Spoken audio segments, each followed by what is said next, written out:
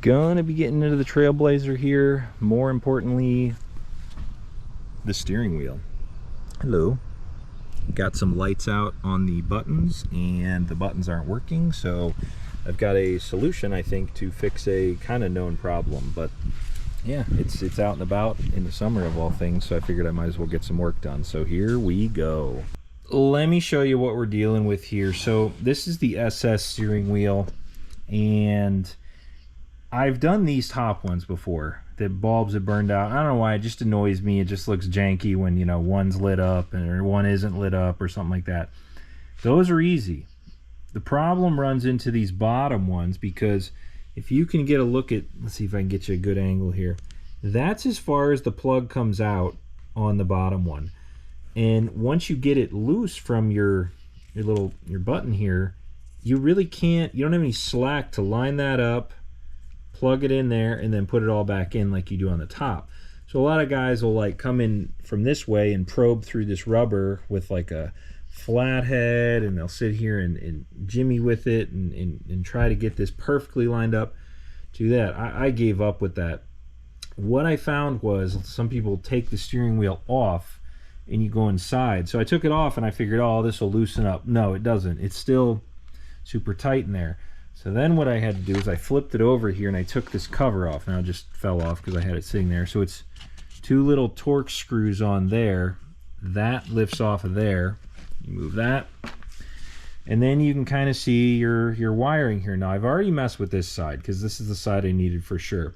This is how it's run from the factory, kind of like behind the metal there, and it doesn't give you enough slack. So my plan here is to run it in front, kind of the same as the top, so it gives you some more slack there, if you can see the difference. So this is my fix, which it's not mine. Somebody else has done this, I'm sure. Just so everything goes back together. You can route it however you want. That's stock. That's how it came from the factory, and it's tight in there, and you can't get off this cover.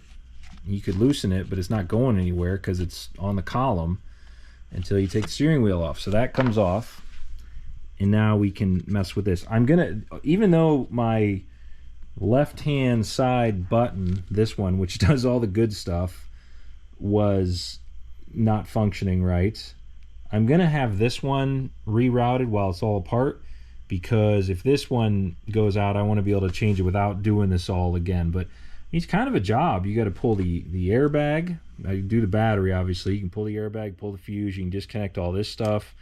I believe that's your horn contact there. You got your steering wheel connector there, and everything snakes through that hole there. I'll kind of show it when it's all back together here. So now that I have this snaked the different way, so you fish this out, you can see I've got, if I pull on this, I've got enough room here. It's out now to plug in the new button, which I'll show you here in a second. Just as it should have been from the factory, it is now, so you can see the plug, you can see the connector, you can see everything, and then you can set it up and then push it back in there. Now all this, I mean, assuming it's out of the way and tucked all inside and hidden there, we should be good. So this one, I'll kind of try to do this with one hand here. Pull this wire out of there. You see that there? I pulled out. It's like a little tiny, I mean, it's tiny through there. You can see where it goes in through there. So then I'm going to take this, which, let me back up here, and I'm going to have it come through the middle instead of underneath, and then that should make it easier in the future. Now the question is, do you use the aftermarket Amazon button now, or do you put the factory one that is working back in? They look pretty much the same. I mean, I think there might be a little bit of difference on dimness and you know, the texture on it, but I'm gonna stick the factory one back in. I bought a set. I think at one point what I did was, this one wore out because I use this one a lot, the seek and the volume for the radio, because it's right there on my right hand, and you know, you're adjusting the volume. That one, the bulbs went out, so I changed that one. Just bought a single, I think, Delco. This one unlit. So I started taking it apart, and I couldn't get it plugged back in. And gosh, that kind of ruined my driving experience, because I couldn't go through anything on the screen. all I had was just nothing. So these ones all work fine. This was the only one with a problem. So I'll put the factory one back in on this one here, but I did do the wire fix. If I can finagle this through here, so you can see this gives you enough room. See that? Now it's out enough, and then I can plug this right back into there. And if this does fail, I should have enough room to get to it in the future. So that's the fix right there. Let me get this all back in, and I'll show you. Hopefully it all works. So fingers crossed here. So 2 important safety tips here I'm gonna give you. First one, if you're taking this apart, you have to remove the airbag, which is caught in these like spring-loaded like things. You access them through that little hole right there you can see. Be very careful your new wire routing doesn't interfere with that hole. This side actually I was blocked, and you can almost look through there and see if the wire's in the way. You don't want to do that, because then once you get your airbag on there, you really aren't going to be able to access that hole. I mean, it's really simple. I just press in with 2 Allen wrenches on each side, one on each side, and then the airbag just pops out. Second one, as you tighten this back plastic cover with these Torx screws, you can cause the same problem you're trying to fix by accidentally pinching these wires again. Your goal is to have as much slack as possible. I mean, this could never be a problem for you, but try to keep it out of there. You want it, like if you look here, you've got all this kind of loose in here, so you can mess with it. And now once the airbag goes on, you can prep all this and shove it back in here. I mean, you can do whatever with it just to kind of keep it out of the way at that point, but you don't want it pinched between the plastic and the metal again, because you're going to have the same problem you had before. So those are 2 things. Just be careful by moving those wires. Just get them out of the way, make sure they're safe. I mean, you know, this is a whole deal here. You don't want to screw up. So, and then again, all the stuff, the airbag controls and the steering wheel control wires come out of this bottom hole down here. This steering wheel, from what I am told, only fits one way. We'll see if that's true, but it came off fairly easy, just with a puller and one big nut. So we'll see. It's a nylock nut on there holding it too. And I mean, if you're real crazy, put some thread lock on the threads or something, but I don't think it's going anywhere. So I'm gonna start to reassemble here. As most of the internet says, they're not wrong. This wheel only fits on one way. Now, I did mark everything with a marker. I mean, you have this arrow in there, if you can see that, and that kind of lines up with that little notch in the threaded shaft there. And then you do have this nylock nut that fits on there. It's 13/16, and you just kind of torque it back on there. I'm going to get it pretty much back to where it was.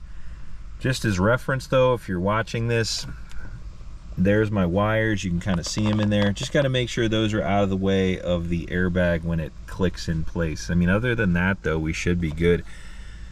There's not really a way to test this. I mean, if I was overly smart about this and, you know, kind of, we'll say, knew what I was doing with airbags, I could probably connect all this up, connect the battery, make sure the buttons work and all that, but I don't want any issues. I'm just going to put it all back together. It's not too hard to take it back apart if something's not working, but this is kind of the business end of it inside here, what's going on behind your buttons and your steering wheel and all that.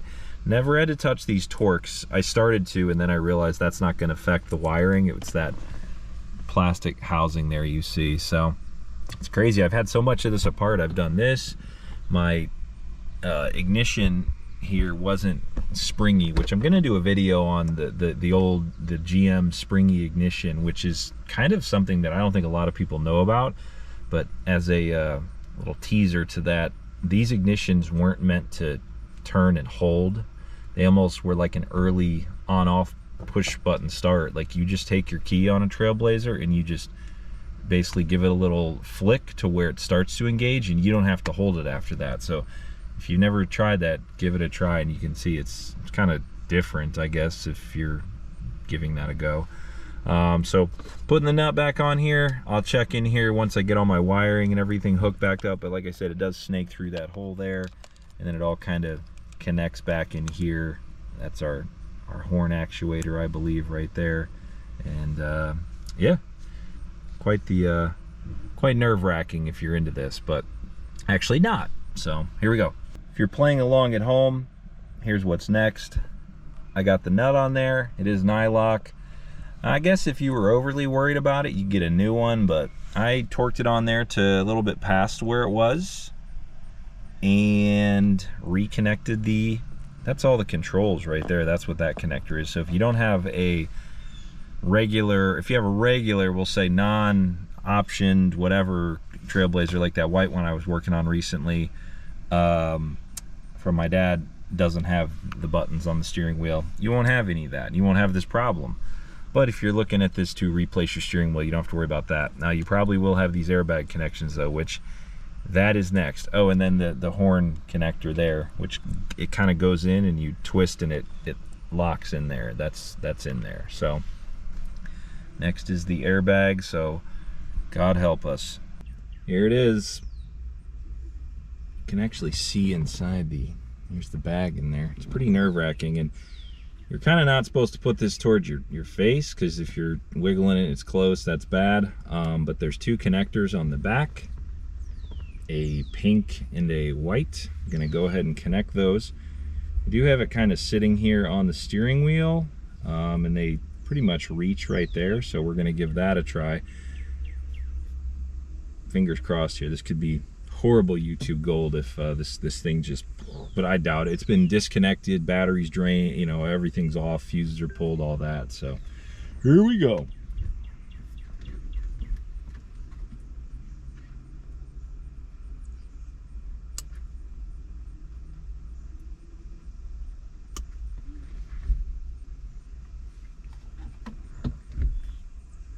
Connectors are on. Now these little safety clips, these just sort of are tiny. They just sort of push down.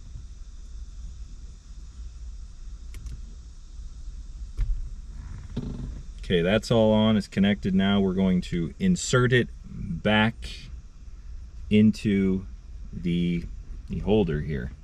And then again, like I said, let's make sure, just be careful your new wire routing doesn't interfere with this, and it should be okay. Let's see here if we just, that's it.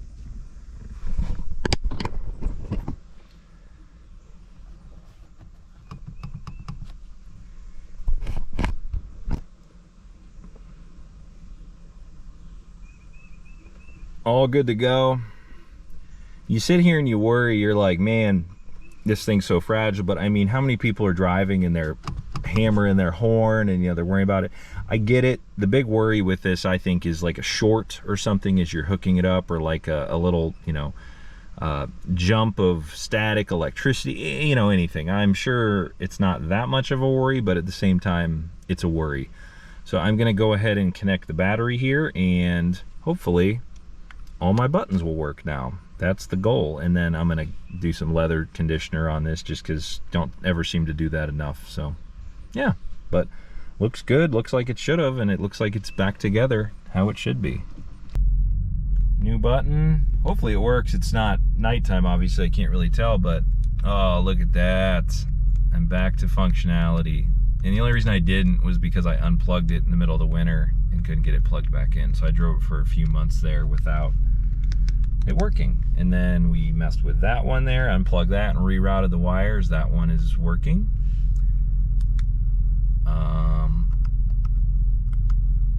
Radio's working, but it's not on. And then, yeah, that's working there. We can change the volume, so everything's working. Great. And really, turn that down. The big positive of this is now if I have to change out these bottom ones, because we did all that work, that's going to be easy. And the top ones were easy anyway. So, and these are, that's an Amazon button there. I'll link what I bought down below, or something similar, because I think they're pretty standard on all these cars. This does save you too. I know if you search for these and you need these, they sell a button, a sticker to go over your button to like hide the wear on it. And same thing for this bit down here. They sell stickers to go over this. This one you may have to, because these are super tough to find anymore. And I've heard the Dorman aftermarket ones are junky and they don't work right. These though seem to be pretty common. So if you're wearing these out and you're trying to make your car look good, just buy the kit and change these. Now the bottoms obviously will be trickier, but the tops for sure. This one wore out first for me. So comment below if you've had that issue, if you've run into these, or even if this helped you, because I think I dug and found, you know, different opinions, different answers, and I think this was going to work best for me with the least amount of headaches. But I don't know, either way, I'm excited to have all these lit up, and I'm excited to be able to, you know, change them if need be. So thanks for watching. Gonna have some more on the Trailblazer here. I've been debating headers because I've got an exhaust manifold leak on both sides. Got some other little bits and things to do on this just to keep it running. As you can see here, we're at 96,000 miles, just to keep it moving and keep it on the road. So it's definitely got more life in it, and I plan to keep it for the foreseeable future. So all right, thanks again. See you next time here at Rubber City Motoring.